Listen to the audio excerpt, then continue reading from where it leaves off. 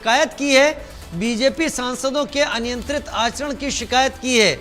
और वहीं बीजेपी ने राहुल गांधी पर आरोप लगाए, बीजेपी सांसद प्रताप सारंगी को धक्का देने के, जिसके चलते उनके सिर पर चोट है। उन्होंने कहा कि राहुल गांधी ने एक सांसद को उनकी तरफ धक्का दिया, उसके बाद वो गिरे, अस्पताल में भर्ती हैं प्रताप सारंगी।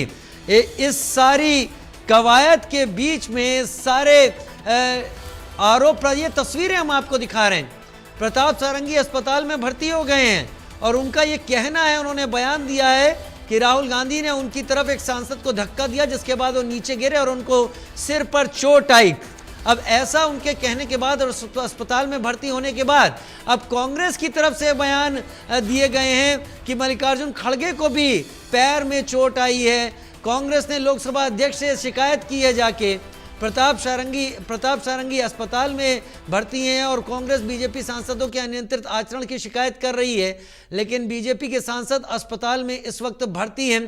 दीपक, आप इन्हीं बातों पर अपनी रुख रख रहे थे। एक तो अमित शाह, गृहमंत्री अमित शाह का पूरा बयान एक बार सामने रखें, क्योंकि जो बयान हमने सुना उसमें उन्होंने न केवल ये कहा कि अंबेडकर केवल कांग्रेस करती रहती है, इतना अगर करती तो भगवान की प्राप्ति उन्हें हो जाती, और साथ ही उन्होंने ये भी कहा कि अंबेडकर को सरकार से बाहर करने की भी जिम्मेदारी कांग्रेस की ही है। उन्होंने अंबेडकर को बाहर जाने दिया और उन्होंने नेहरू को कोट करते हुए कहा कि उन्होंने एक पत्र में यह लिखा कि अंबेडकर के बाहर जाने से कोई फर्क नहीं पड़ता।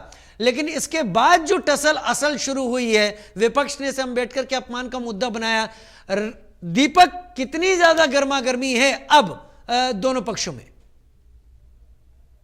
जी बिल्कुल, यहाँ पर क्योंकि बात जब संविधान की हो रही थी, बात क्योंकि 75वां संविधान दिवस जो है वो भी मना रहे थे उसको अडॉप्ट करने का, और इसको लेकर के संविधान पर चर्चा हो रही थी, लगातार तमाम अपने बातें रखी गई, लेकिन कांग्रेस ने निशाना साधा कि भारतीय जनता पार्टी संविधान का पालना नहीं करती है, संविधान को नहीं मानती है। उन्होंने तमाम बातें रखी, लेकिन ऐसे में जब गृह मंत्री अमित शाह ने अपनी बात रखी थी, उन्होंने अपने बयान में ये तमाम बातें रखी थी कि संविधान के रचयिता, संविधान को लिखने वाले बाबा साहब भीमराव अंबेडकर के साथ कांग्रेस ने क्या किया था, जब पंडित जवाहरलाल नेहरू सरकार में आए थे, किस तरीके से उन्हें कैबिनेट से बाहर किया गया था। उनका कहना है कि उन्होंने आज तक उनके नाम का कोई स्मारक बनाया हो तो वो बताया कांग्रेस, जबकि इन्होंने कहा कि 5 स्मारक स्थल